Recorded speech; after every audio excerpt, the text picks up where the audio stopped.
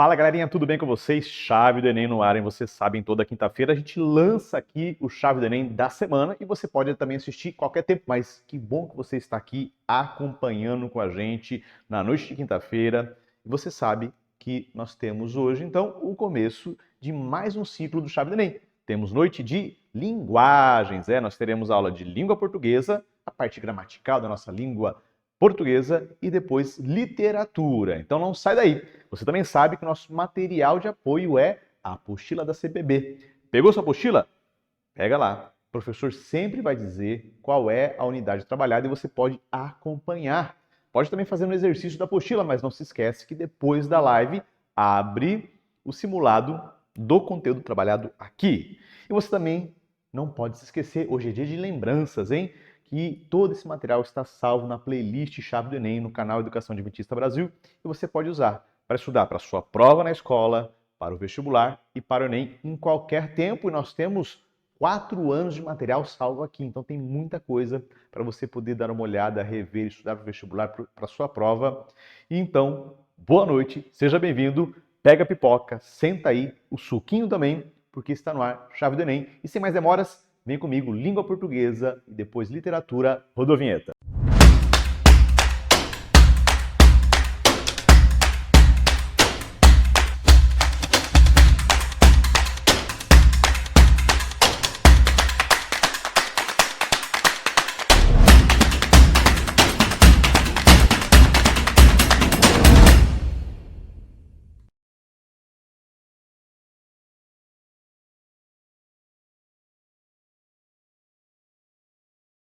Fala, galerinha! E aí, tudo bem com vocês? Preparados para mais uma aula aqui no Chave do Enem?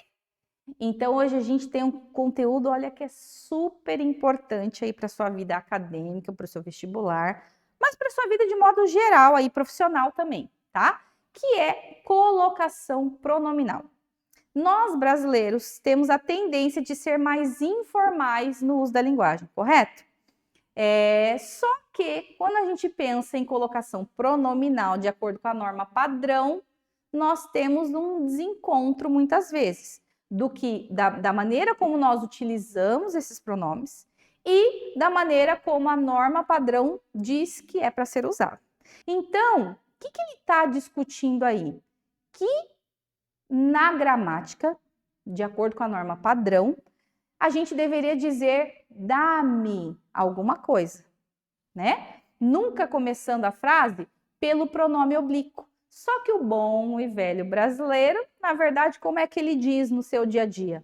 Me dá alguma coisa, né? Normalmente é esse o uso que ele faz, que nós fazemos, na verdade, né? Mas, justamente aqui esse conteúdo é para a gente trazer a norma padrão e justamente entender que, obviamente, existem momentos que se você disser me dá alguma coisa, você vai ser compreendido, né? Mas é uma situação coloquial do uso da linguagem.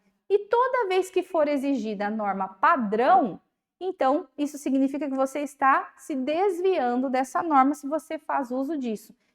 Me disseram que tal coisa aconteceu, por exemplo, tá bom? Então, é uma questão de você treinar o teu cérebro a pensar diferente, principalmente nas situações formais de comunicação. E o que é o vestibular? Ele vai testar, muitas vezes, justamente esse tipo de situação. E principalmente lá na escrita do seu texto, seja ele dissertativo argumentativo, se você for fazer o Enem, se você for fazer vestibulares que trazem outros gêneros textuais, a mesma coisa, vai ser cobrada ali a norma padrão da língua portuguesa. Então, por favor, aprenda com a nossa aula de hoje a treinar o seu cérebro a pensar diferente daquilo que é o uso coloquial dos pronomes. Então, a primeira coisa que a gente tem que pensar é que pronome é esse? Eu estou falando de todos os tipos de pronome? Então, quando a gente tem esse conteúdo, colocação pronominal, a gente tem que entender que eu estou falando de pronomes específicos, que são os pronomes oblíquos átonos. Me, te, se, lhe, o, a, os, as, lhes e assim por diante, certo? Então, nós estamos falando desses tipos de pronomes. E aí, a gramática, ela ela é ótima para dar nomes. Vocês concordam comigo? Nossa, cada nome que eles dão, mas olha que nomes maravilhosos que eles vão dar para a posição desse pronome em relação ao verbo, tá? Então, quando o pronome me, te, se, lhe, o, a e assim vai, vier antes do verbo, a gramática vai dizer que o pronome está em posição de próclise. Olha que nome bonito. É bonito, né? Dá até para você pensar em pôr na tua filha. Não, só que não. Se esse pronome ele vier depois do verbo, então a gente diz que esse pronome está em posição de ênclise, ok? E quando esse pronome ele vier no meio do verbo, a gente diz que esse pronome está em posição de mesóclise, tá? Meso, meio. Lembra lá quem gosta de cantar música, quem é bom cantor, vai se lembrar que existe uma voz chamada meso. O que é a voz meso? É a voz do meio, não é nem contralto, nem soprano. Então, mais ou menos isso que acontece aí com esse tipo de pronome. Ele vai aparecer no meio do verbo, tá bom? Deu para entender? Próclise, mesóclise e ênclise. São os nomezinhos lindos aí para você se lembrar da colocação pronominal. Então, quando que a gente vai fazer uso da próclise? Quando que a gente vai fazer uso da mesóclise? Quando que a gente vai fazer uso da próclise? Existem regras para esses usos. A gente não vai usar assim ao léu, né? Então, primeiro eu quero dar um exemplo, né? Não tem um exemplo aqui, não sei, eu acho que eu pulei o exemplo. Mas se eu dissesse assim, vamos ver se vocês entenderam. Não me convidaram para a festa, tá? Qual é o pronome oblíquo? Me. Ele veio em que lugar em relação ao verbo convidaram? Veio antes do verbo. Então, ele está em posição de próclise. Espero que você tenha dito isso, tá? Agora, se eu dissesse assim, tem um versículo da Bíblia, agora não vou me lembrar o começo. E daí termina assim, e dar-te-ei a coroa da vida, né? Então, dar-te-ei. Qual que é o verbo? Ó, darei. No meio do verbo eu tenho o te, que é o pronome oblíquo. Então, ele está em que posição? Mesóclise. Muito bem. Agora, se eu, né, dissesse assim, dá-me tal coisa. Então, o pronome me está depois do verbo. Então, ele está em posição de ênclise. Beleza? Agora, como que eu vou decidir quando usar a próclise, quando usar a mesóclise e quando usar a ênclise? Na verdade, não sou eu que decido, a gramática já decidiu por nós, né? Mas como que a gente vai saber como fazer esse uso, né? Então, primeira coisa assim, ó, mais importante do mundo para você, estudante, não esquecer. Porque, óbvio, a gente tem muito mais regras do que essas que estão aparecendo aí na tua telinha. Mas se tem uma coisa que não é tão difícil assim para você se lembrar, é que não se pode começar uma oração com pronomes oblíquos. Então, essa mania que a gente tem de dizer assim, me falaram que você não chegaria no horário. Então, tá errado. De acordo com a norma padrão, isso é um desvio da norma padrão, tá? Eu não posso começar uma frase com pronomes oblíquos. Eu teria que automaticamente fazer aí uma ênclise. Falaram-me, tá? Então, se você se esquecer da maioria dessas situações, essa você não pode esquecer, porque ela é a mais comum, tá? E a gente, mesmo assim, a gente se desvia da norma padrão. Lembra do que eu falei no comecinho da aula? O brasileiro é mais informal na comunicação, né? Mas existem situações que eu preciso ser formal, eu preciso saber e fazer o uso da norma padrão, tá? Então, não se esqueça dessa primeira regra, ok? Agora, fora essa situação, existe também uma situação que a gente chama de palavras de valor atrativo. É como se elas fossem imãs, tá? Então, tem determinadas palavras que elas funcionam como um imã. Então, quando ela aparece perto de um verbo, ela vai puxar para antes desse verbo os pronomes oblíquos, ok? Que palavras atrativas são essas? Então, palavras de valor negativo, não. nunca, jamais. Então, toda vez que você tiver numa oração essas palavras, automaticamente você tem que fazer uma próclise. Deu para entender? Bom, que mais? Que outros tipos de palavras isso pode acontecer? Pronomes relativos. Que, quem, onde, o qual, a qual, os quais, das quais. Então, sempre que essas palavras aparecerem também, automaticamente, eu tenho como obrigação, de acordo com a norma padrão, fazer uma próclise, tá? Conjunções subordinativas também. Embora, se, caso, e assim vai. Tem várias, né? Então, toda vez que aparecer numa oração uma conjunção subordinativa, automaticamente você precisa fazer uma próclise. Com advérbios, ontem, aqui, sempre, você também tem que fazer uma próclise. Com palavras exclamativas e interrogativas também, né? E com preposição mais gerúndio, por exemplo, em se tratando, tá? Então, ó, por isso que é se tratando e não em tratando-se, tá? A gente fez uma próclise. Por quê? Justamente porque eu tenho essas palavrinhas de valor atrativo, então, obrigatoriamente, eu tenho que fazer a próclise. Se eu fizer uma ênclise, nesses casos, eu estarei em desacordo com a norma padrão, tá certo? Então, se acostume com isso de uma vez por todas para você agora arrasar aí nos seus textos, porque isso faz com que você perca a nota lá na competência 1 da redação do Enem, tá bom? E não só na redação do Enem, qualquer redação que você fizer que estiver cobrando aí a norma padrão, ok? Então, aqui a gente tem mais alguns exemplos de próclise, ó. Não me arrependo do que fiz. Vamos lá, vamos ver se você entendeu. Por que ocorreu a próclise aí nessa primeira oração? Ah, olha ali o não, ó. O não é o imã que vai puxar esse pronome para antes do verbo, tá? Então, a gente tem uma palavra de valor negativo. Quem se esforça, vence. Por que aqui eu tenho se antes do verbo? Porque a gente tem a palavra quem. Olha lá, o que a palavra quem é? Um pronome relativo. Então, ela também tem valor atrativo. Quando te vi, te sorri. Também uma palavra de valor atrativo. Aqui se trabalha muito. Olha ali o advérbio aqui. Então, ele vai puxar o pronome se para antes do verbo trabalha. Beleza? Tudo entendido com a próclise? Eu espero que sim. Então, vamos para a próxima? Agora, a ênclise. O que é a ênclise mesmo? Quando o pronome vier depois do verbo, certo? Quando que a gente vai usar obrigatoriamente aí a ênclise? Então, primeiro, aquela nossa regra áurea, quando o verbo inicia uma oração e não tem nenhuma palavra atrativa antes disso, tá? Então, aquele caso lá fatídico que a gente fala o tempo todo usando a norma coloquial.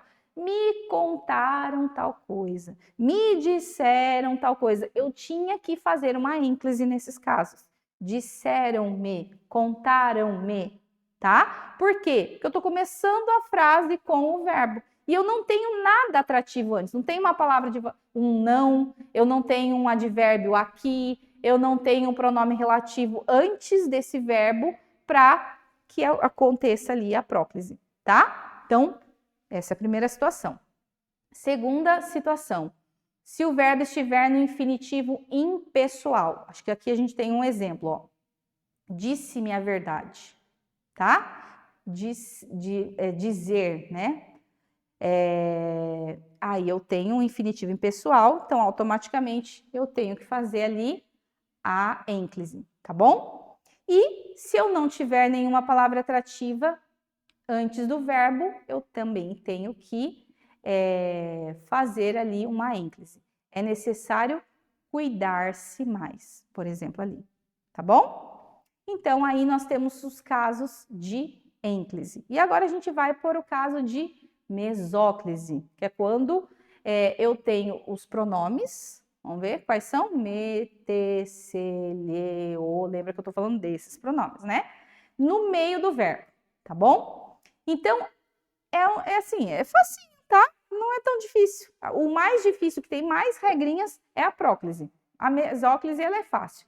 Primeiro, ela só vai acontecer quando nós tivermos verbos no futuro do presente ou no futuro do pretérito. Por isso que é dar-te-ei a coroa da vida, darei. É um verbo no futuro, tá? Então, tem um verbo no futuro. Se eu não tiver nenhuma palavra atrativa, então automaticamente eu tenho que fazer uma mesóclise, tá bom? E aqui mais alguns exemplos de mesóclise, ó. Entregar-me-ei ao trabalho. Qual é o verbo que a gente tem ali, ó? Entregarei. E o me está no meio desse verbo, certo? Entregarei, esse verbo está em que tempo? No futuro, certo? Tem alguma palavra de valor atrativo antes? Não, então tem que fazer uma mesóclise, ok? Dir-se-ia a verdade. Ó, qual que é o verbo? Diria, é o futuro do pretérito, tá? Então, ó, o se lá, o pronome se no meio desse verbo. E levantar-te-ás bem cedo. Qual que é o verbo no futuro ali, ó? Levantarás, certo? É um verbo no futuro, então não tem nenhuma palavra de valor atrativa. Logo, a gente tem que fazer aí uma mesóclise, tá bom? Então, aqui a gente tem, para a gente fazer uma breve revisão de um quadro comparativo falando sobre essas principais posições dos pronomes oblíquos de acordo com a norma padrão da língua, certo? Então, a próclise, ela ocorre quando eu tenho um pronome antes do verbo, né? A ênclise, ela vai ocorrer quando eu tenho um pronome que vai aparecer depois do verbo. E a mesóclise, ela vai ocorrer quando eu tenho um pronome oblíquo que vai estar no meio do verbo, tá? Quando que isso vai acontecer? Então, a próclise, ali não apareceu, né? Porque ele colocou só alguns casos ali, com palavras atrativas. Então, palavras de valor negativo, pronomes relativos, conjunções subordinativas, ali só alguns exemplinhos para a gente se lembrar, né? Então, ali, ó, não, palavra de valor negativo. Que, pronomes relativos. Se, conjunções subordinativas, tá? Então, só para você se lembrar de alguns casos. A ênclise. Quando que vai ocorrer a ênclise? Quando eu iniciar uma oração com um verbo, por exemplo. Essa é a regra áurea desse conteúdo. Se você tiver que esquecer da maioria das coisas que eu falei, não se esqueça disso, pelo menos, tá bom? Então, se eu tenho um verbo que está iniciando a oração, ou eu começo a oração com um pronome oblíquo, não pode. Então, automaticamente eu tenho que fazer uma ênclise, tá bom? E a mesóclise, ela só vai acontecer com verbos no futuro e se eu não tiver uma palavra de valor atrativo, tá bom? Então, aqui algumas dicas práticas para a gente finalizar aí esse momento. Primeiro, use a próclise sempre que houver uma palavra atrativa. Quais são? Aí você tem que se lembrar. Advérbios, conjunções subordinativas, palavras de valor negativo, pronomes relativos, né? Tem outras mais. Use a ênclise quando o verbo iniciar a oração. Automaticamente tem que fazer uma ênclise. Tem aluno meu que diz assim, ai, professora, mas fica muito formal, né? Diga-me a verdade. Fica formal, realmente fica formal.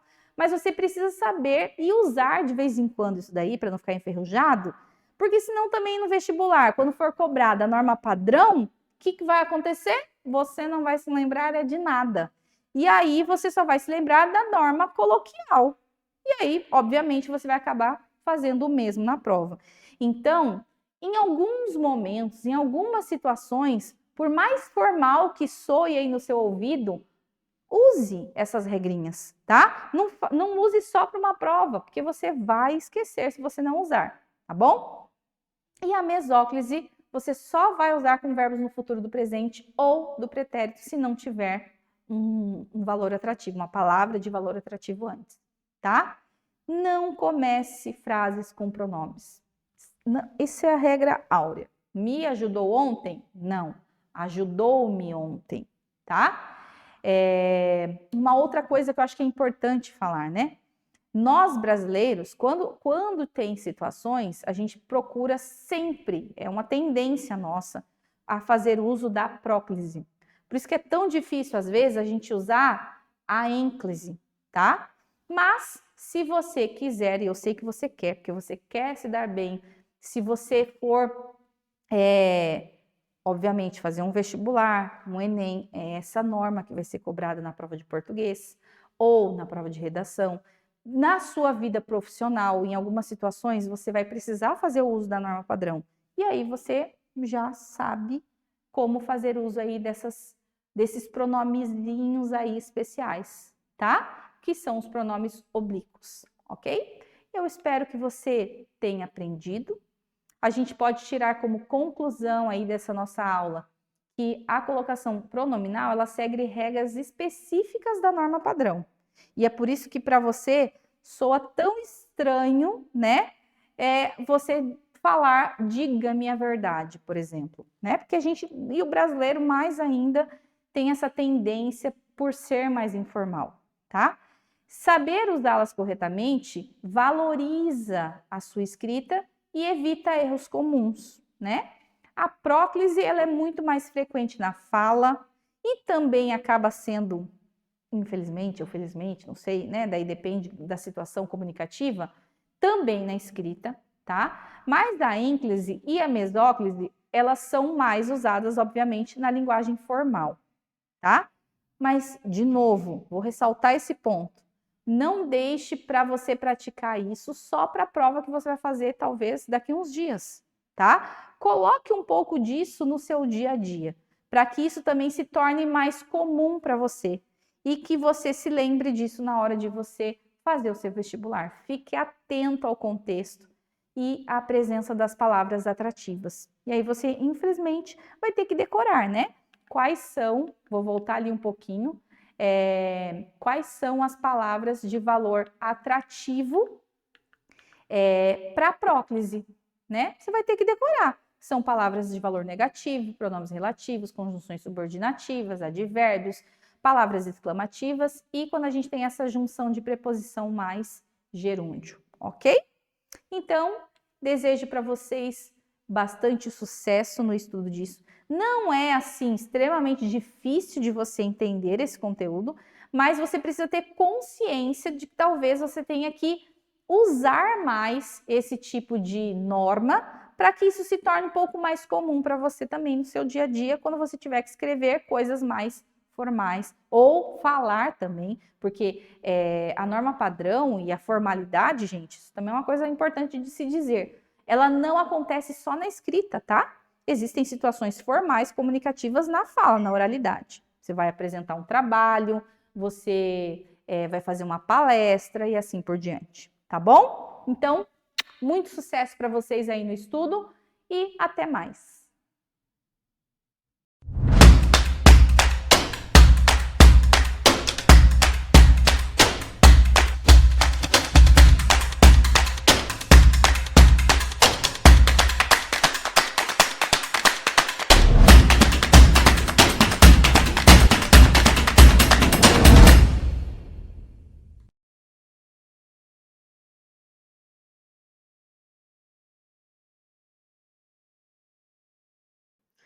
Olá, gente bonita! Olha eu aqui novamente. E aí, tudo certo? Animados para a gente falar sobre o nosso módulo 2? Então, o que temos para hoje? Pré-modernismo. Olha só, nossas escolas literárias estão caminhando no tempo. Gente, primeira coisa que nós temos que pensar: pré-modernismo não é uma escola literária, ok? É um movimento, certo? Pois é uma literatura de transição. Então, o pré-modernismo, ele vai ser um movimento que vai abrir espaço, tá, para o modernismo, beleza? Bom, quando a gente fala de pré-modernismo, nós vamos ter os diversos Brasis, e eu gostei bastante quando a apostila trouxe esse título, né, esse subtítulo, os diversos Brasis. Por quê? Porque nós vamos passar por vários autores de várias regiões do Brasil. Então, nós vamos ter bastante regionalismo, ok? Dentro do pré-modernismo. E o pré-modernismo, ele iniciou, né, no século XX, então nós estamos falando ali de 1902, com a publicação de Os Sertões, do Euclides da Cunha. E Também nós temos aí dentro do contexto histórico, o Brasil está passando por um período de transição da monarquia para a república. E nós temos em alta aí a República do Café com Leite, o café em São Paulo e o leite em Minas Gerais. Olha que legal. Eu me lembrei disso nas aulas de história, gente. Vocês estão vendo como literatura e história caminham juntas? Por quê? O contexto social, o contexto histórico daquele momento, daquela época, vai influenciar diretamente na escrita das nossas obras literárias, ok? E aí nós temos, então, a imigração europeia e asiática. Estão chegando muitos europeus, muitos asiáticos aqui no Brasil. E nós vamos ter a revolta da vacina. Então, nós temos aí um pessoal que é contra a vacina, contra a varíola, tá? Então, vai ter essa revolta da vacina aí, que é uma manifestação, né? Feita aí por alguns brasileiros. Bom, quais são as principais características do pré-modernismo, início do século XX, mais precisamente 1902? O principal objetivo, gente, era fazer denúncias sociais. Então, nós vamos ver aí a denúncia sobre a miséria, a desigualdade, o preconceito, tá? Nós vamos ter também uma exposição de realidades brasileiras, por isso, os diversos Brasis. Nacionalismo e regionalismo vai estar em alta, claro, vamos valorizar o que é nosso, vamos ter um olhar voltado para aquilo que é nosso. Temáticas de cunho social, histórico, econômico e político. Nós vamos ter uma linguagem mais próxima da coloquialidade, ou seja, do jeito que nós falamos. Nós vamos ter também a contemporaneidade, isto é, momento atual. E nós vamos ter personagens marginais, como o mulato, o negro, o sertanejo, o caipira, o funcionário público. Esses personagens marginais, eles vão aparecer dentro das obras sobre as quais nós falaremos aqui.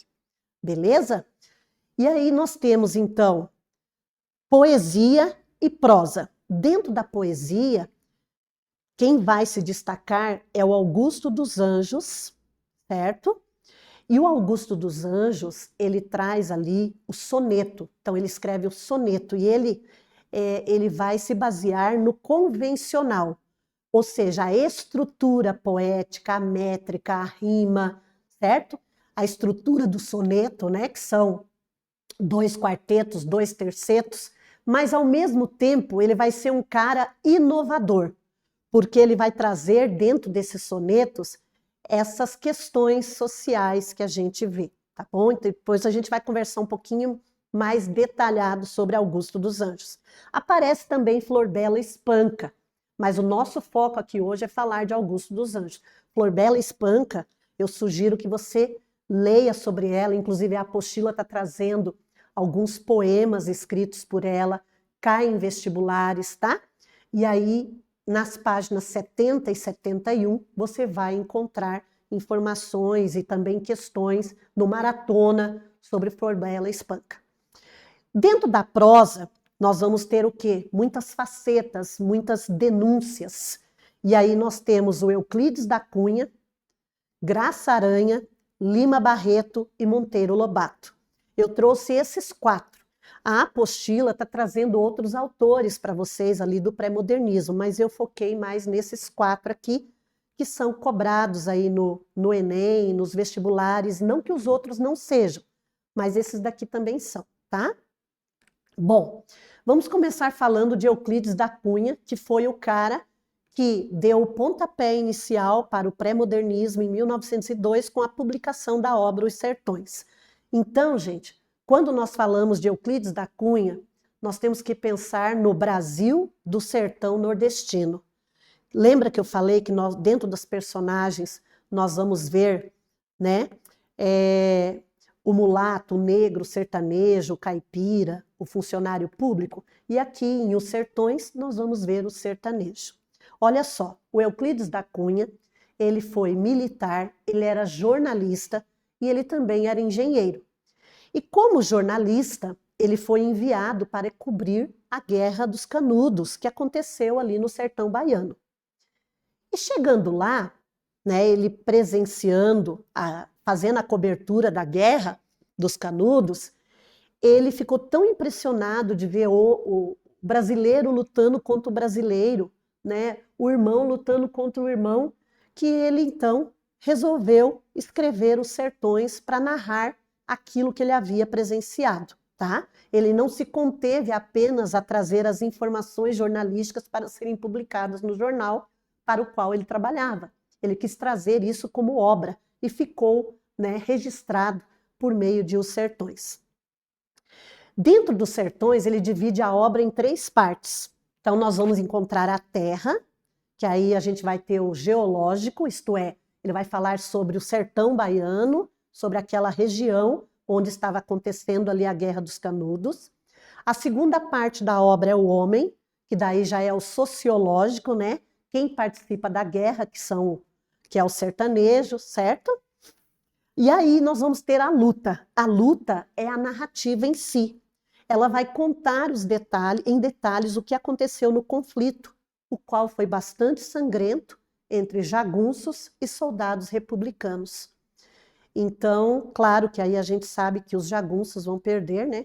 Porque os soldados republicanos estão muito mais preparados para o conflito, certo? Então, esta obra é uma obra grossa, gente, extensa, tanto é que ele dividiu em 3 partes.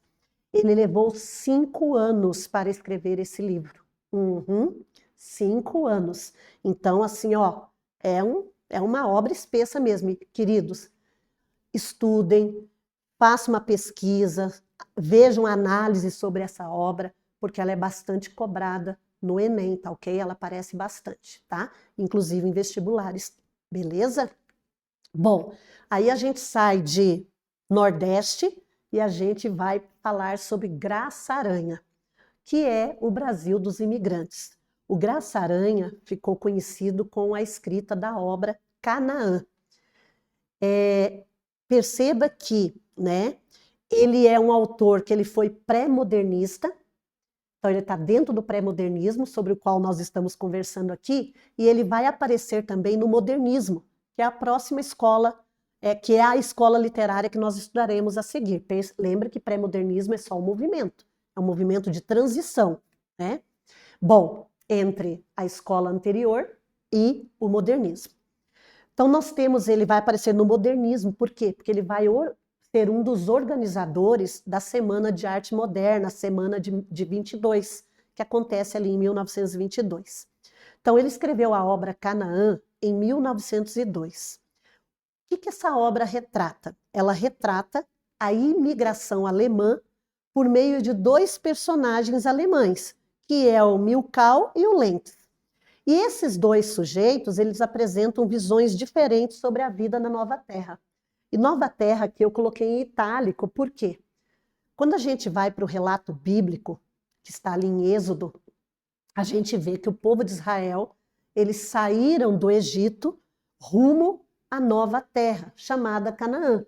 Então, qualquer semelhança do título da obra com o relato bíblico é mera coincidência. Não é mera coincidência, né? Claro que o Graça Aranha, ele se baseou, tanto é que esses alemães, eles vêm para cá como se fosse uma nova terra para eles. Então a gente vê que é um romance tese, tá? Canaã é um romance tese. Ele apresenta uma visão determinista, que era uma visão comum no início do século XX. Aí você deve estar perguntando, professora, o que é determinista? São aquelas pessoas que são influenciadas pelo passado, por aquilo que elas viveram, tá? Então, o Milkau, ele acreditava que aqui no Brasil os alemães se uniriam, né? A raça pura se uniria com o indígena, com o brasileiro, ali com o mestiço, e formaria uma nova raça. Já o Lentz, não. Ele acreditava que isso não aconteceria, e que, caso isso acontecesse, seria desculpa o termo que eu vou usar, tá? Mas é um termo entre aspas, isso seria uma desgraça para a sociedade, tá bom? Então, sobre essa obra, inclusive exercícios sobre ela, você vai encontrar aí na sua apostila, nas páginas 86 e 87. E aí a gente sai de Graça Aranha, a gente vai para Lima Barreto, o Brasil da periferia. O Lima Barreto, ele era mestiço, ele era carioca, de classe baixa. E ele sofreu preconceito racial e social, gente. Ele era funcionário público, afastado do cargo por causa do alcoolismo. E ele foi internado 2 vezes para tratar o alcoolismo, mas não surtiu resultado. E ele escreveu, então, Triste Fim de Policarpo Quaresma, que é a história, que é a narrativa sobre um funcionário público chamado Policarpo Quaresma. E é interessante, o Triste Fim de Policarpo Quaresma, antes de eu falar sobre o que a obra retrata, ela foi escrita em 1915. E esse romance, ele tem como protagonista o Policarpo Quaresma, um patriota, defensor de tudo que é nacional. E como o próprio título da obra já apresenta para nós o spoiler, ele tem um fim triste. E o Policarpo, gente, ele é tão patriota, ele é tão defensor de tudo que é nacional, que ele fala o tupi, guarani, ele não usa alimentos importados, ele não é a favor de nada que é importado, ele não planta no seu jardim nenhuma planta, nenhuma flor que não seja brasileira, tá? E ele, a obra ela se passa no período do Brasil República, que nós temos ali o Marechal Floriano, tá bom? E ele tem ali o Marechal Floriano e ele vai se decepcionando com tudo que vive. Tudo que ele faz, que ele tenta colocar em prática, nada dá certo. E por isso ele tem um fim triste. Olha, eu sou apaixonada por essa obra. Sou apaixonada, é uma das minhas preferidas. E assim, a gente fica tão sensibilizado com a narrativa, com isso que o Policarpo Quaresma vive, que você se condói, você fica sentido, você sofre com ele. É uma obra maravilhosa. Fica a dica para leitura aí, certo? E aí a gente vai para o interior do Sudeste, né? Estamos falando aí mais de São Paulo. Estamos falando de Monteiro Lobato. Monteiro Lobato, ele foi promotor, foi crítico de arte, empresário do petróleo, dono da primeira editora no Brasil. Ele foi fazendeiro porque ele herdou uma fazenda, e aí ele foi viver nessa fazenda. E ele se tornou, o primeiro escritor para crianças e adultos. Estamos falando aí do início do século XX. E a sua obra é bastante conhecida, que vai trazer aí o personagem Jeca Tatu, é a obra Urupês, que foi escrita em 1918. O Jeca Tatu, esse personagem da obra Urupês, representa o caboclo brasileiro. E na apostila você vai ver ali nas páginas 80 até 83, que vai falar bastante sobre Monteiro Lobato, você vai ver ali caricaturas sobre o Jeca Tatu, do Jeca Tatu, imagens sobre ele, tá? Dentro da obra Urupês, o Monteiro Lobato vai usar uma linguagem coloquial e ele valorizava muito os regionalismos, que são aqueles termos, aquelas palavras, um vocabulário próprio da região sudeste, tá? E aí, claro, o Monteiro Lobato, ele ficou bastante conhecido por ter criado o universo do Sítio do Pica-Pau Amarelo. E eu trouxe ali, 2 capas de obras, dele, a primeira ali com a maioria dos personagens do universo do Sítio do Pica-Pau Amarelo. E vejam, quem não assistiu o Sítio do Pica-Pau Amarelo? Eu cresci assistindo o Sítio do Pica-Pau Amarelo, que traz toda essa cultura regional, toda ali a parte do folclore brasileiro. E o Monteiro Lobato, eu fico pensando, queridos, início do século XX, as crianças não tinham o que as nossas crianças têm hoje. Aliás, não tinham nada do que nós temos hoje. E surge, então, uma literatura infantil, com uma linguagem simples, uma linguagem coloquial, com um universo no qual essas crianças foram inseridas. Então, era distração para elas ali, o Sítio do Pica-Pau Amarelo, certo? E aí, por último, eu deixei Augusto dos Anjos, né? Poesia inovadora. Lembra que eu falei? Ele mantém o convencional, que é a estrutura, o formato do soneto, mas ele vai inovar. É inovador a partir de uma fórmula que já existe, que é o soneto. E nos seus poemas ele fala da angústia de existir. Então a gente vê dentro do poema do Augusto dos Anjos, dentro da escrita, dentro da obra dele, um jeito pessimista de ver o mundo. O eu lírico apresenta-se aflito, desiludido, ao olhar para o mundo que o cerca. Por isso que é inovador, gente.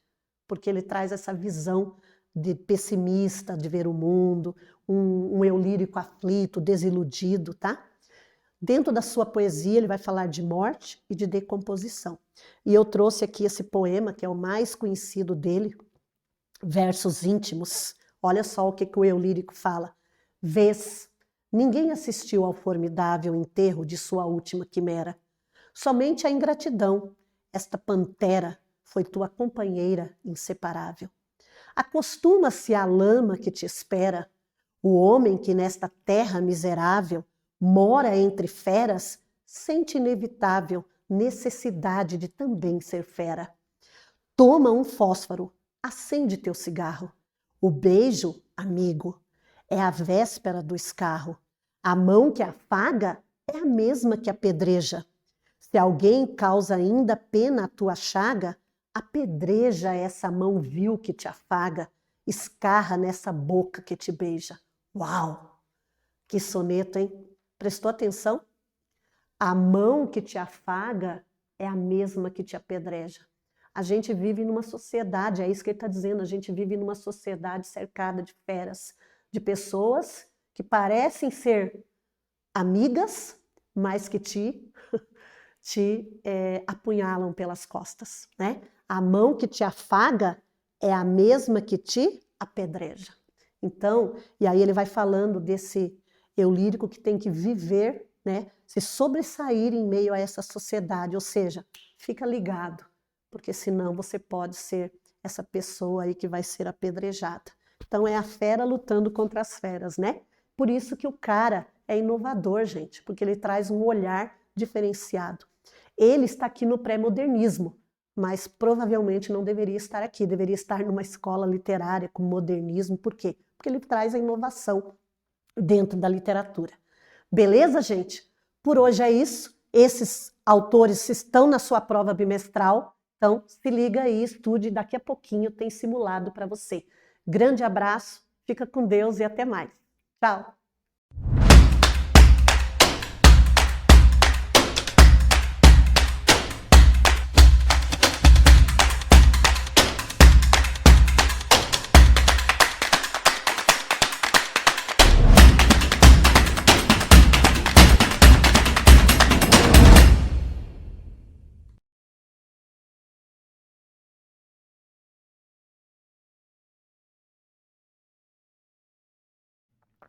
Isso aí, galera. Tivemos a nossa linda e maravilhosa aula. E depois da live, você sabe que abre esse simulado de linguagens. E antes da live, fechou o simulado de humanas. Vamos corrigir?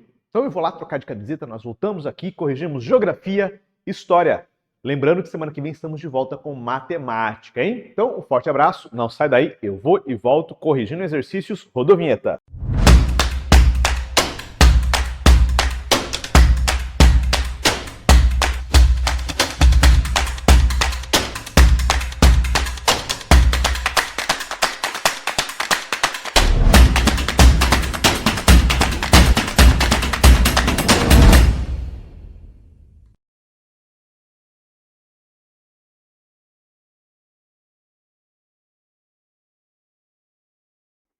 E aí, galerinha, tudo bem com você? Mais uma vez aí, Tuts na área, para a gente trabalhar redação no Enem, certo? Já trabalhamos ali, foi dicas sobre a introdução, dicas sobre o desenvolvimento 1, vamos falar do desenvolvimento 2 hoje? Então, mais uma vez, papel e caneta na mão, vai lá comigo bem rapidinho, ok? Aqui é o D2, fechou? Desenvolvimento 2. Vamos criar aqui 3 blocos, ok? 3 blocos. Sendo que cada bloco desse nós vamos ligar com uma conjunção, tá? Então já vamos colocar aqui quais são as conjunções que nós vamos ligar. Esse bloco que está ligado lá ao D1, você vai colocar assim, ó, outro sim, ok? Outro sim, fechou? Vírgula. Como que eu ligo este bloco a este? Você vai colocar ademais, ok? Vírgula, fechou? Como que eu ligo esse último aqui? Ok, aqui você vai colocar assim, ó, logo, fechou? Beleza, temos as nossas conjunções e com isso você está garantindo então o teu critério 4 no Enem. O que eu faço no bloco 1, então, Tuts? A mesma coisa que você fez no bloco 2, quando você apresenta o argumento. Só que aqui você faz, obviamente, aqui você faz a sua apresentação do argumento 2. Aqui você apresenta, ok? Aqui você apresenta o argumento 2. Fechou? Então, não adianta você repetir o teu argumento. Lembra que eu falei na dica passada. É você explanar o teu argumento. Abra esse argumento. Não deixe que a pessoa pergunte algo sobre o teu argumento, certo? Você precisa dizer o que você quer dizer. Fechou? Ok, você apresentou o teu argumento, tá bem legalzinho, tá tudo certinho. O que você faz agora? Você colocou o ademais, vem o intertexto... intertexto, ok?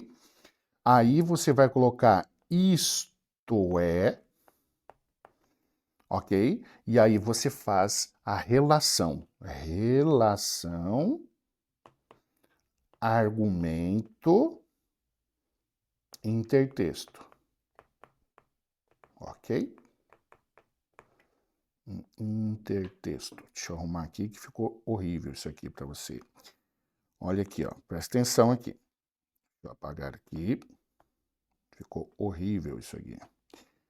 Então, olha aqui, ó. Presta atenção. Intertexto, vírgula, isto é, vírgula, relação, argumento, intertexto. Pontuou. Colocou o ponto? Beleza. Agora, o que você faz? Você faz logo e você faz o fechamento desse bloco. Ok? O fechamento desse bloco. Como assim eu faço fechamento?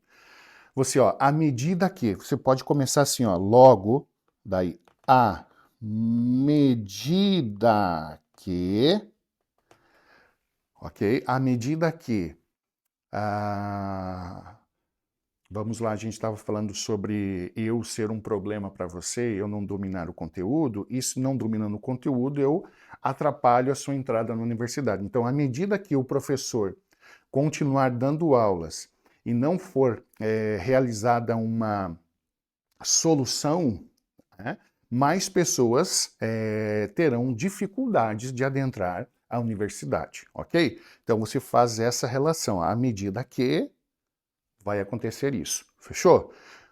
É basicamente isso, cara. É muito parecido com o que você fez no bloco 2, você faz no bloco 3, só que você faz em relação ao desenvolvimento 2.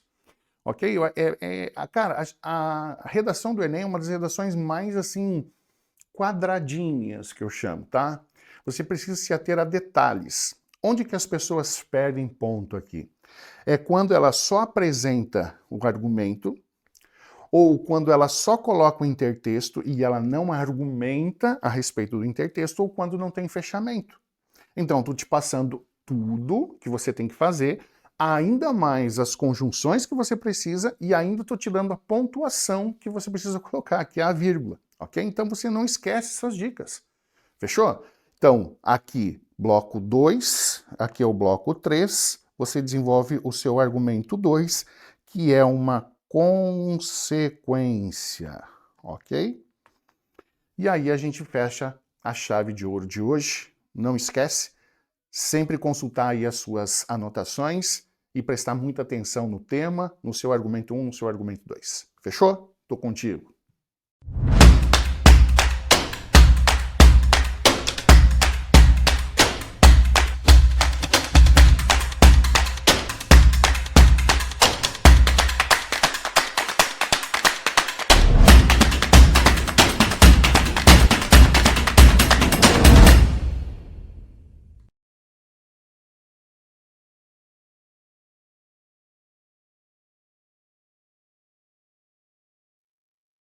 Fala, segundo ano, tudo bem? Gostaram da dica do chave de ouro do Enem? Vocês sabem, em algumas aulas nossas, depois do conteúdo, antes da correção, nós temos o professor Tuts falando dicas, dando dicas sobre chave de ouro, né?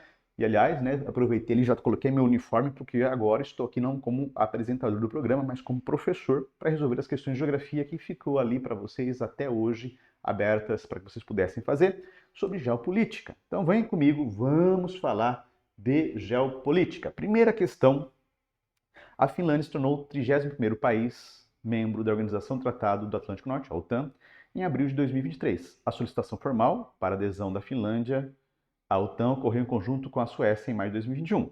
A adesão dos países mencionados no excerto, como novos membros da OTAN, tem como intuito. Então nós falamos um pouquinho de OTAN no módulo 1, quando falamos da geopolítica do século XX, que é aquela aliança ocidental que foi constituída ainda na Guerra Fria como um bloco militar de oposição ao Pacto de Varsóvia, que era o pacto dos países socialistas ligados à União Soviética.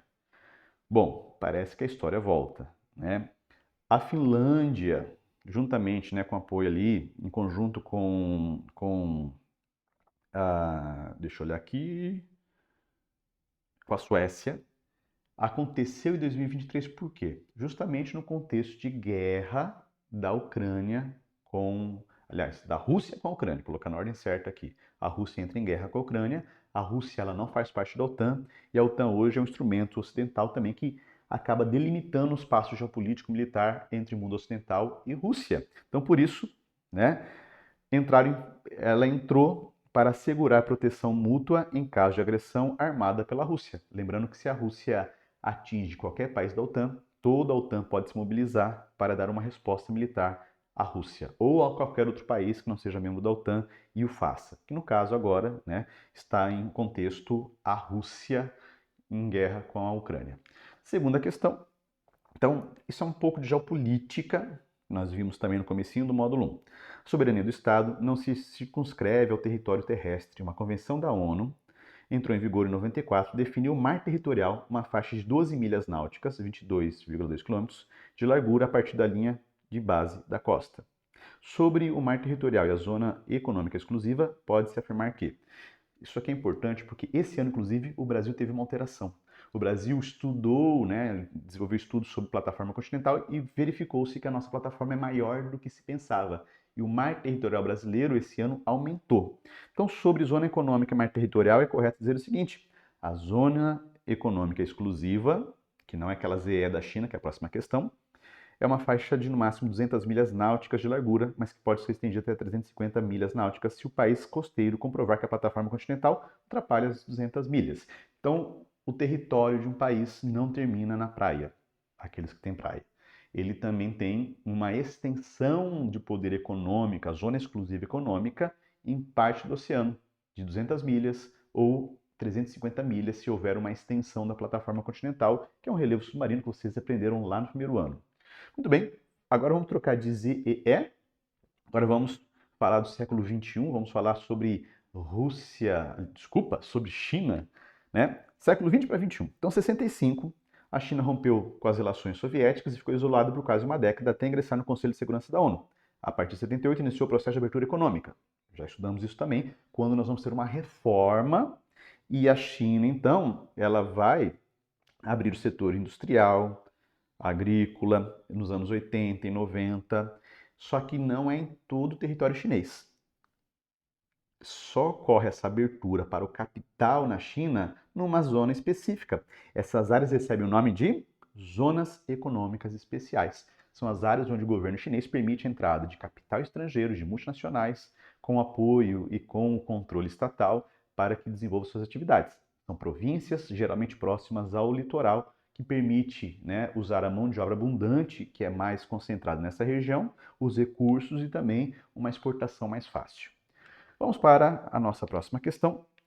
Desenvolvimento da China, lembrando que China é importante, né, nesse contexto, para tornar-se uma potência mundial, é um dos mais notáveis processos geoeconômicos da história recente e sua estratégia é um empreendimento que ficou conhecido como Nova Rota da Seda. A apostila de vocês destaca bem isso, que conforma um projeto de globalização com características chinesas. Então, sobre a Nova Rota da Seda, Eu já até coloquei aqui a resposta para vocês, né? É verdadeiro que, denominado como Belt and Road Initiative, BRI, a nova Rota da Seda subdivide-se em cinturão econômico, ligando a China ao Sudeste Asiático, Sul da Ásia, Ásia Central, Rússia e Europa, e a Rota Marítima, ligando as áreas costeiras da China, Sudeste e Sul da Ásia, Pacífico, Sul, Oriente Médio, África Oriental e até a Europa.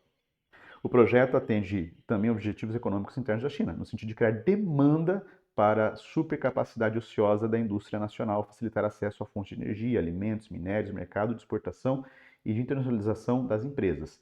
Essa nova Rota da Seda também permite que os outros países comprem produtos, né, gerando mais comércio entre os dois, e o projeto vem recebendo críticas de organismos internacionais por supostamente fomentar altos índices de endividamento, porque principalmente os países que aceitam essas obras pegam dinheiro, tomam dinheiro emprestado com a China e depois precisam pagar, algo que é muito comum, que os Estados Unidos e a União Europeia fizeram durante toda a história, só que no caso aqui com juros menores.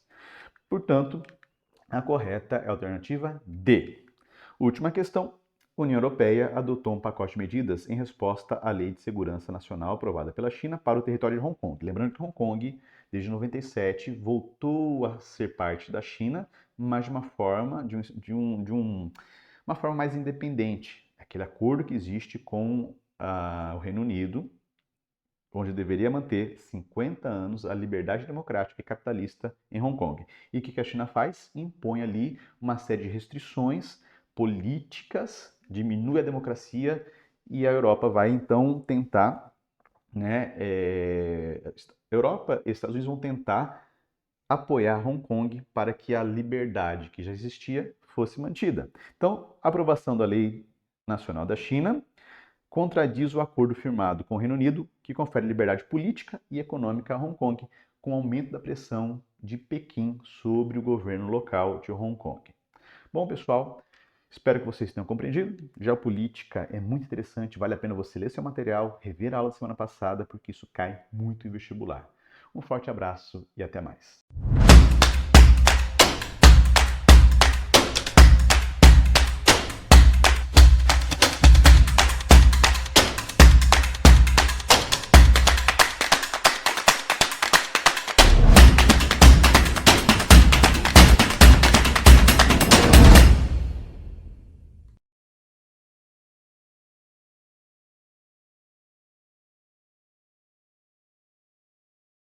E aí, galerinha do Chave do Enem, beleza? Vamos passar então para a resolução dos exercícios. Vamos lá, exercício 1.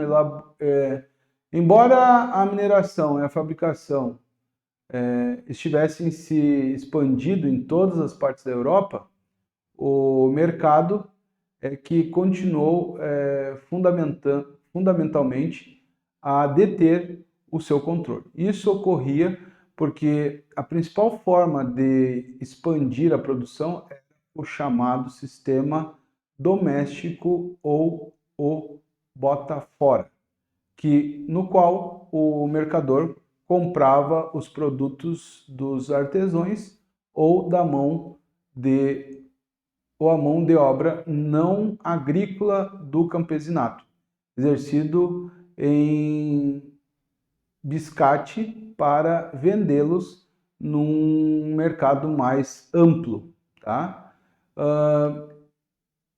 O tipo mercador a que o texto se refere é característico das formas feudais, das formas capitalistas de produção de circulação, as formas capitalistas de produção e circulação, as formas capitalistas de produção e circulação de mercadorias. Tá? Então, a alternativa correta é a B, né? Feudal não é, por isso que até eu passei rápido. As formas capitalistas de produção e circulação de mercadorias um pouco anteriores à Revolução Industrial, que depois vai ser modificada a partir da Revolução Industrial. Beleza? Vamos lá, então, para o próximo. No século XVII, sem abandonar totalmente as práticas anteriores, em alguns casos até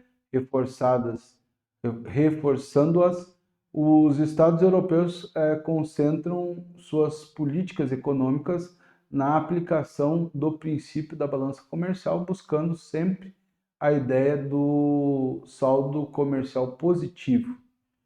Isso dentro da perspectiva aí, né, mercantilista, que depois vai dar origem ao liberalismo. O próprio favorecimento das atividades comerciais supõe que é através do comércio que se alcança uma balança favorável e com ela se aumenta a riqueza do próprio país. Trata-se então de estimular as exportações e limitar ou mesmo proibir determinadas importações.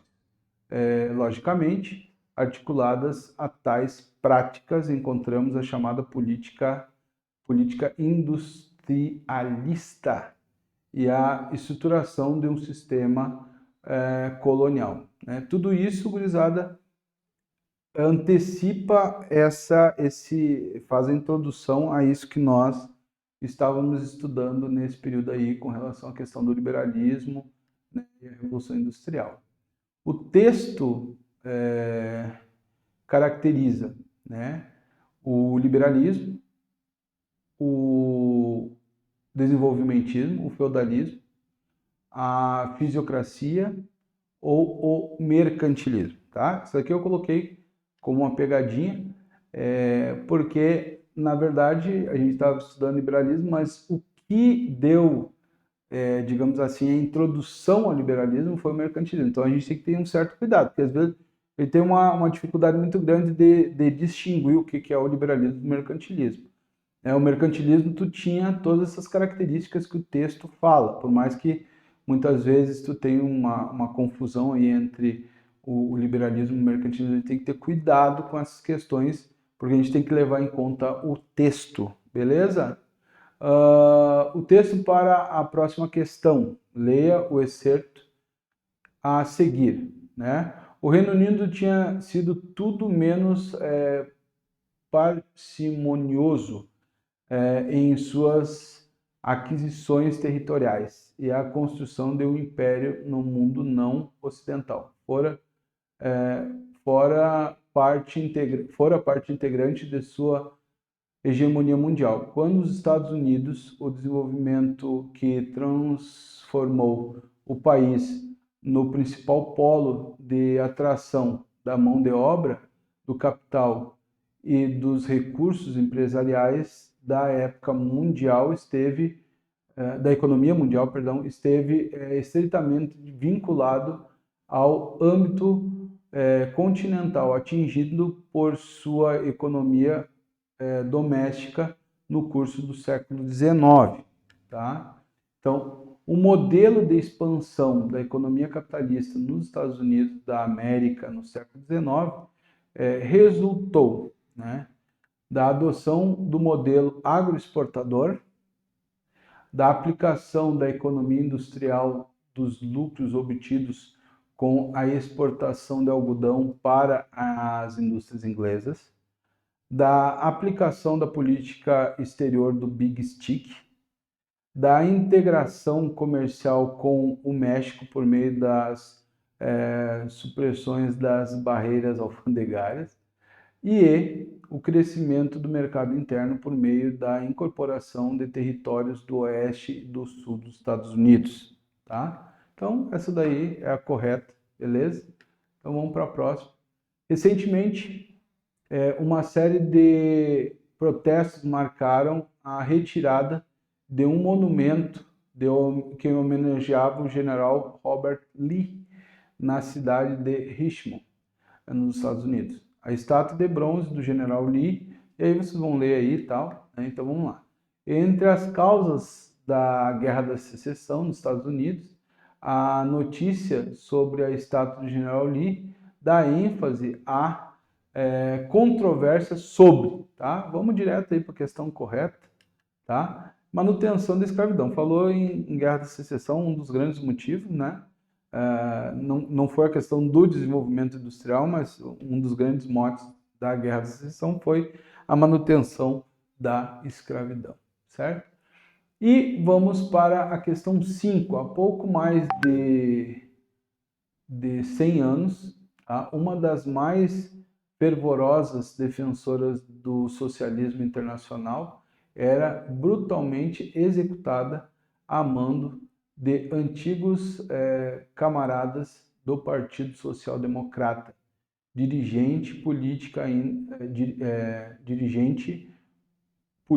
ainda no tempo em que as mulheres não podiam votar. Rosa de Luxemburgo